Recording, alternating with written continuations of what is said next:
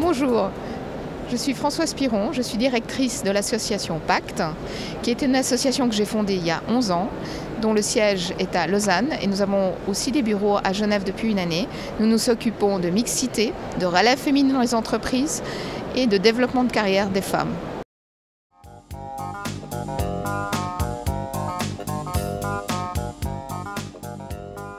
Oui, en fait, c'est une estimation qui a été faite par Travail Suisse. C'est un rapport qui est sorti cette année.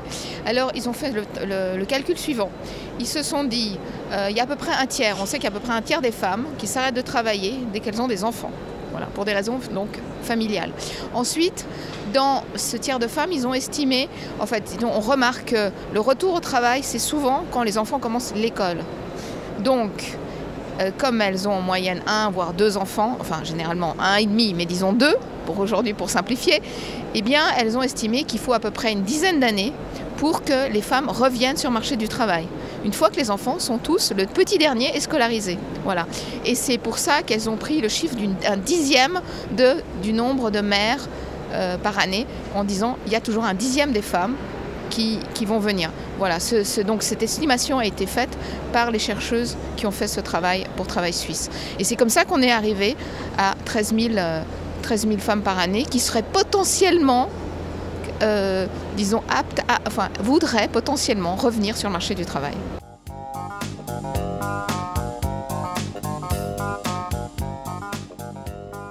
Ça dépend beaucoup de leur niveau de formation, d'où elles viennent, des secteurs de formation aussi. À cela s'ajoute aussi un facteur de manque de confiance, c'est-à-dire que c'est aussi dans leur tête des femmes, c'est dire est-ce que je suis encore capable de ? Est-ce que je n'ai pas tout oublié ? Et voilà. Et ensuite, il y a l'isolement. Ce que j'insiste beaucoup là-dessus, c'est que l'isolement fait qu'elles ont coupé souvent. Elles ont eu des enfants, elles étaient dans une sphère familiale, c'est protégée, et elles sont coupées du monde professionnel. Et donc elles se sentent très isolées et parfois pas forcément encouragées par leur entourage, qui les a toujours vues dans un certain rôle et qui tout à coup se disent mais enfin, pourquoi ?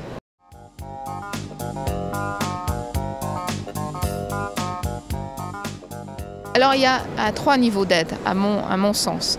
L'accompagnement individuel, les remettre en réseau avec d'autres femmes qui ont vécu ou qui vivent la même chose, et puis ensuite qu'elles rencontrent des entreprises et des personnes dans les entreprises, et aussi des femmes dans les entreprises, qui auront des langages féminins pour pouvoir justement leur dire oui, moi aussi j'ai des enfants, voilà, quand j'ai repris il y a 5 ans, ça s'est passé comme ça, voilà où j'en suis maintenant.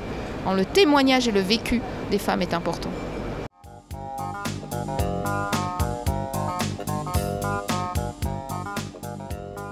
Ils sont économiques. Alors, il faut savoir que dans ces femmes, il y a aussi des femmes très formées. On sait qu'il y a de plus en plus de femmes formées en Suisse. Elles sont la moitié des étudiants sont des étudiants sur les campus. Il y a même un peu plus de bachelières que de bacheliers. Donc, quand on parle d'un tiers de femmes qui s'arrêtent de travailler, on parle aussi de beaucoup de potentiel. Donc, de gens qu'on a formés, de longues études parfois universitaires. On a à Pâques des femmes qui viennent après 20 ans, elles ont un doctorat qu'elles ont fait il y a 15 ans. Donc c'est quand même des choses où la société a payé, a aidé ces formations. Et ensuite, si on les laisse au bord de la route, c'est une perte pour l'économie. Et je voudrais juste dire une chose, c'est que contrairement à ce qu'on pense, plus on est qualifié, plus c'est difficile de revenir sur le marché du travail, mais aussi psychologiquement. Parce qu'on mesure le décalage qu'il existe entre ces études et puis le moment où on est actuellement. Donc, on a de plus en plus, nous on essaye de s'axer sur ces femmes qui sont formées, qui ont une formation de base, qui sont même universitaires, et on essaye de les accompagner parce que la détresse psychologique qu'elles rencontrent sur le marché du travail, où elles sont surqualifiées mais sans expérience professionnelle, est encore plus importante que pour les femmes qui n'ont pas de qualification ou moins de qualification, sans dire que pour elles c'est facile évidemment.